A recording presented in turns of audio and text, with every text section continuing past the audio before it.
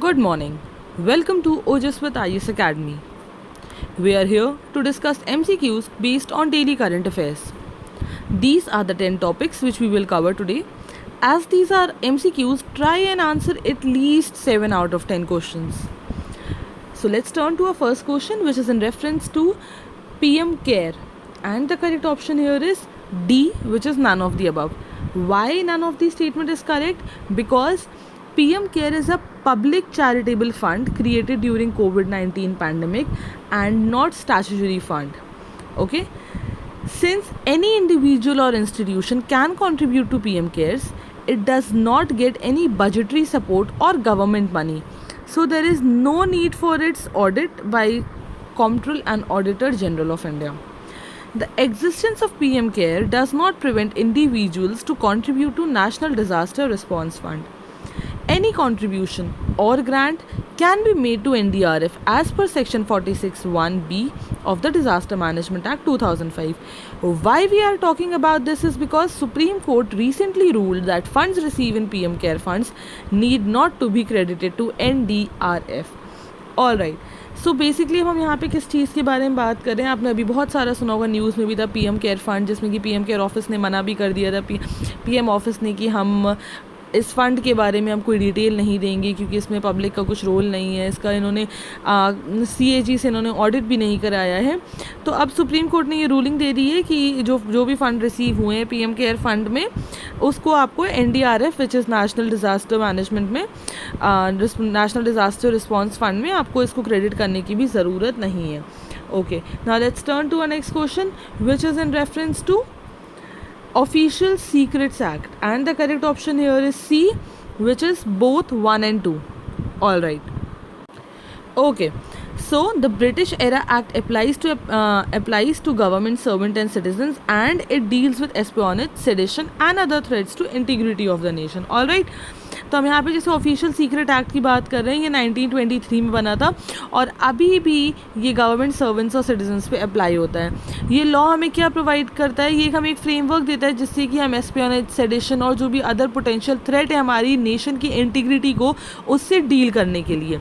ठीक है, ये सारे जो ऑफेंसेस हैं ये पनिशेबल हैं लॉ के अंदर, और इसमें चाहे हम स्पाइंग कर रहे हो, शेयरिंग, कोई सीक्रेट इन्फॉर्मेशन को शेयर कर रहे हो, या कोई हम अनऑथराइज यूज़ ऑफ यूनिफॉर्म कर रहे हैं, या हमने कोई इन्फॉर्मेशन को रोक के रखा हुआ है, या हम इंटरफेरेंस कर रहे हैं आर्म्ड फोर्सेस में या रिस्ट्रिक्टेड एरियाज़ में, ये सारे जो एक्ट है ये पनिशेबल हैं अंडर द लॉ. मतलब आप चाहे जासूसी करें, चाहे आप कोई सीक्रेट इन्फॉर्मेशन जो नहीं शेयर करनी थी किसी को आपने वो कर दी है, आपने अपने यूनिफॉर्म का गलत इस्तेमाल किया है, ये सारी चीज़ें हैं, ये सब लॉ के अंडर पनिशेबल है हमारा जो लॉ है. ठीक है. नाउ जो भी इंफॉर्मेशन शेयर होती हैं could be to any reference to a place belonging to or occupied by the government, document, photograph, sketches, map, plan, model, official codes या पासवर्ड. ठीक है. जो बंदा इसमें गिल्टी फाउंड होता है उसको 14 साल तक की जेल हो सकती है, या फिर फाइन, या फिर दोनों ही हो सकता है, डिपेंडिंग की केस कितना सीरियस है. Now let's turn to our next question which is in reference to African cheetah, and the correct option here is A, which is it is bigger in size as compare to Asiatic cheetah. This is the beautiful African cheetah. And African cheetah जो होता है वो चीता का सब species है जो east और साउथ सदर्न एशिया में पाया जाता है. ये बेसिकली अगर आप देखेंगे तो लो लैंड एरियाज़ और डेजर्ट्स ऑफ कालाहारी में ज़्यादा पाया जाता है, चाहे वो सवानाज हो ओकावांगो डेल्टा का, या फिर ग्रासलैंड्स हो ट्रांसवेजल रीजन साउथ अफ्रीका की. जैसे कि बताया हमने कि एशियाटिक चीता से साइज़ में बड़ा होता है ये, और अभी रिसेंटली जो इसका स्टेटस है वो वल्नरेबल है. ठीक है. एशियाटिक जो चीता है हमारा वो क्रिटिकली इंडेंजर्ड है और अभी सिर्फ ईरान में ही ये पाया जा रहा है. इनको हमने एक्सटिंक्ट डिक्लेयर कर दिया था 1952 में. हम इसके बारे में क्यों बात कर रहे हैं? क्योंकि अभी एक एनिमल एक्सचेंज प्रोग्राम में 3 चीतों को साउथ अफ्रीका से ट्रांसलोकेट किया गया है मैसूरू जू कर्नाटका में. Okay, now let's turn to our next question, which is question number 4, which is regarding Swadeshi Microprocessor Challenge, which was recently in news as well, and it is an initiative by, the correct option here is C, which is it is an initiative by Ministry of Electronic and Information Technology. Now let's learn more about it. Ministry of Electronic and Information Technology has recently launched Swadeshi Microprocessor Challenge Innovate Solution for Atmanirbhar Bharat. अब इसका main M क्या है? इसका main M ये है कि वो impetus मतलब प्रोवाइड करे एक स्ट्रॉन्ग इकोसिस्टम किसकी तरफ, स्टार्टअप की तरफ, इनोवेशन दे, रिसर्च हो हमारी कंट्री में। आईआईटी मद्रास और CDAC which is centre for development of advance computing, इन लोगों ने डेवलप किए हैं 2 माइक्रो प्रोसेसर, जिसमें से एक का नाम है शक्ति 32 बिट का और दूसरे का नाम है वेगा 64 बिट का, which is use for open source architecture. इसका चैलेंज क्या है, it seeks to invite innovators, startups and students to use these microprocessors to develop various technology product. ठीक है, तो ये हमारा मेन कंसर्न है स्वदेशी माइक्रो प्रोसेसर चैलेंज को लेके, जो कि आता है किसके under, Ministry of Electronic and Information Technology. Now let's turn to our next question, which is thalassemia is a rare disease. It is related to, and the correct option here is B, which is decrease hemoglobin production. आपने thalassaemia के बारे में recently पढ़ा भी होगा। Thalassaemia जो हमारे होते हैं वो माल फॉर्म रेड ब्लड सेल्स होते हैं। चलिए इसके बारे में और पढ़ते हैं। ये एक इनहेरिटेड ब्लड डिसऑर्डर होता है जो कि लेस ऑक्सीजन कैरिंग प्रोटीन जो होते हैं जैसे कि हीमोग्लोबिन और जो रेड ब्लड सेल्स होते हैं वो और कम हो जाते हैं बॉडी में नॉर्मल के मुकाबले। थैलासीमिया किससे होता है, जो हमारा इनहेरिटेंस होता है एबनॉर्मल बीटा का, वो थैलासीमिया जीन्स से आता है। वो दोनों ही पेरेंट्स से हो सकता है या फिर एक से भी हो सकता है जो माइनर पेरेंट होगा। ठीक है, इंडिया में लार्जेस्ट नंबर ऑफ चिल्ड्रन जो है वो थैलासीमिया से डील कर रहे हैं। Almost thalassemia in the major world which is 1 to 1.5 lakhs।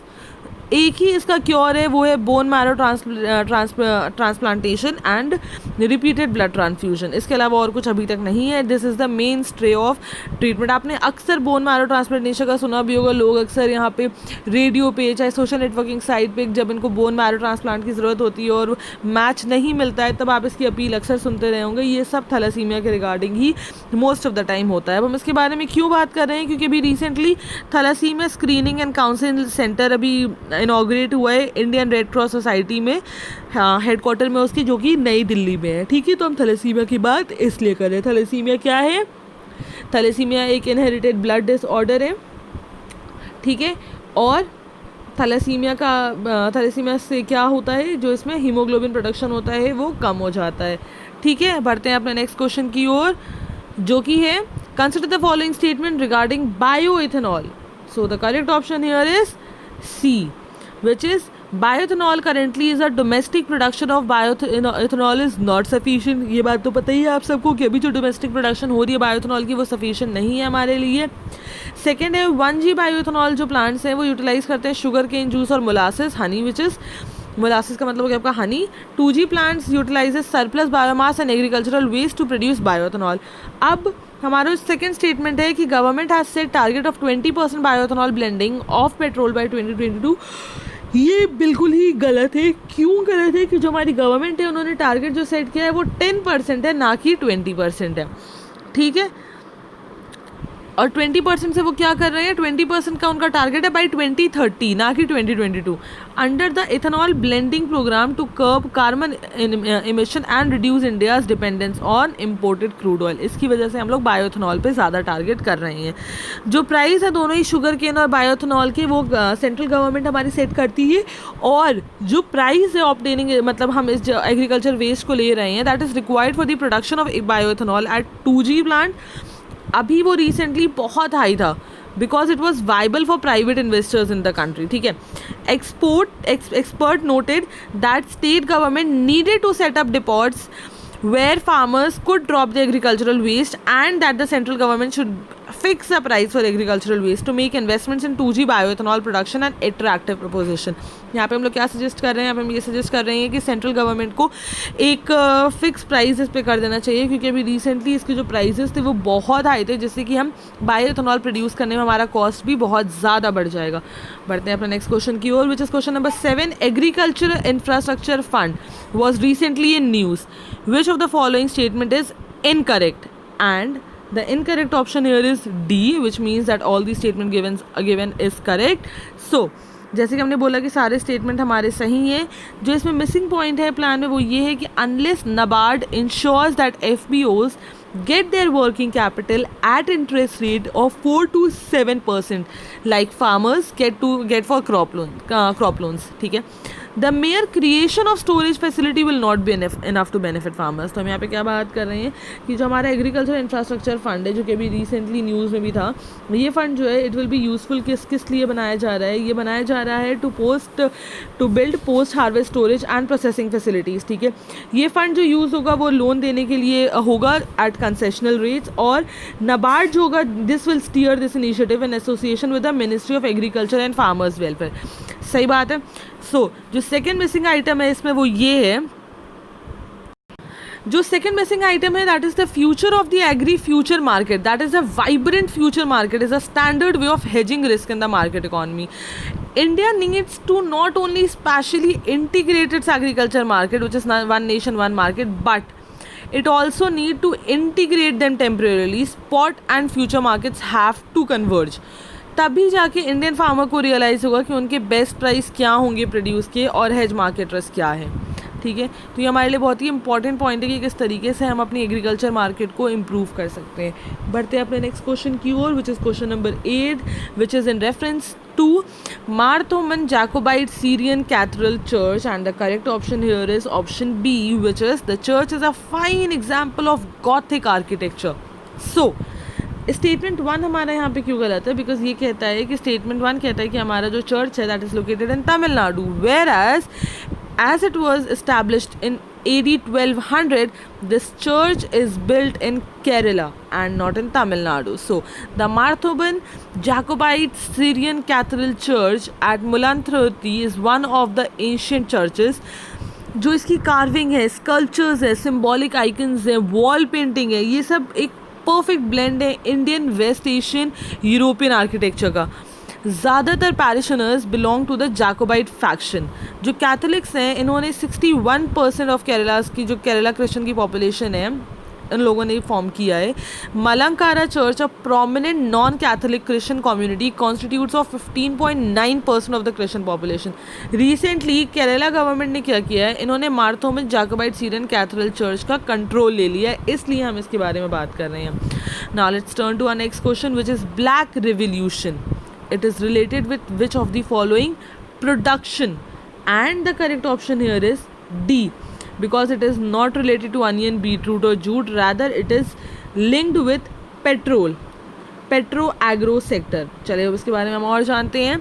सो हमने जैसे कि बोला कि उनमें से कोई भी ऑप्शन सही नहीं था, बिकॉज जो हमारा ब्लैक रिवॉल्यूशन है वो एक साइलेंट रिवॉल्यूशन है, and it has been assured in the petro agro sector.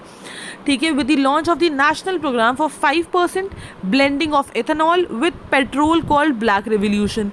अब इसका क्या काम है? इसका काम है कि जो पेट्रोलियम प्रोडक्शन है हमारी वो बढ़े. गवर्नमेंट ने प्लान किया है कि वो किस तरीके से इसको बढ़ा सकते हैं, एक्सेलरेट कर सकते हैं प्रोडक्शन किसकी, एथेनॉल की, और इसको मिक्स कर सकते हैं पेट्रोल से ताकि वो बायोडीजल बन जाए. इथेनॉल हमारा जो है वो एक रिन्यूएबल सोर्स ऑफ एनर्जी है और एक बाई प्रोडक्ट है शुगर प्रोडक्शन का, जो कि मोलासिस से प्रोड्यूस होता है, जैसे कि अभी हमने लास्ट वाले अपने क्वेश्चन में पढ़ा था. जो ब्लेंडिंग एथेनॉल की, जो कि पेट्रोल के साथ हम करेंगे, ये प्रैक्टिस होता था यूएसए और ब्राज़ील में, और कब से हो रहा है? ऑलमोस्ट 70 सालों से ये हो रहा है. जो ब्लेंडिंग होगी एथेनॉल की, that will be with transport fuels. ठीक है, किस लिए यूज़ होगा? वो ट्रांसपोर्ट में हम यूज़ करेंगे, and it will provide better returns to farmer. क्यों? क्योंकि हम फार्मर्स से उनके हम वेस्ट खरीद रहे हैं, जिससे कि हमारी वो इंडस्ट्री भी ग्रो करेगी. ठीक है, हम पेट्रोलियम इंडस्ट्री में हमारी निर्भरता कम हो जाएगी. ठीक है, now it will supplement scarce resources of hydrocarbon and environment friendly by reducing pollutant as it helps combustion. तो वो हमारे जो पोल्यूशन होता था वो भी कम हो जाएगा. काफ़ी अच्छी बात रहेगी अगर हम इस मेथड को अच्छे से अगर हम अडॉप्ट कर पाएँ और इम्प्रूव करवाएँ. चलिए, now let's turn to our next question, which is question number 10. It is present, which of the following is present in northernmost direction? And the correct option here is option A, which is Sea of Azov. So जो हमारा Sea of Azov है ना, वो internal सी एक passage है जो कि Atlantic ocean से जाता हुआ Black, Marmara, Aegean and Mediterranean Sea तक पहुंचता है. ये किस चीज़ से कनेक्टेड है? It is connected to the Black Sea by the Strait of Kerch. या ब्लैक सी देख सकते हैं, ये ब्लू कलर से जो आपका है. हाँ जी, ठीक है, ये पूरा हमारा ब्लैक सी का पार्ट है. एनीवेज, अब ये मैप ज़्यादा अच्छा आप गूगल पे भी देख सकते हैं, ये वाला मैप बेहतर तरीके से. बट सी ऑफ एजोव आपको यहाँ पे दिख रहा होगा. ठीक है। सी ऑफ मार्मरा ये रहा, ये लाइन से ही सारे, एगियन सी, सी ऑफ मार्मरा, ये माइंड सबसे नीचे मेडिटेरियन सी है, एनीवेज। और ये रहा हमारा Sea of Azov, just above Black Sea. हाँ जी, चलिए that's it for today guys. I hope आपको आज का सेशन समझ आया हो और अच्छा लगा हो। अगर आपको कोई भी डाउट हो आप हमेशा हमें कांटेक्ट कर सकते हैं। ये रही हमारी contact details. If you want to contact us, these are our following contact information. You can follow us on Instagram. Don't forget to push the subscribe button. Thank you. Stay safe.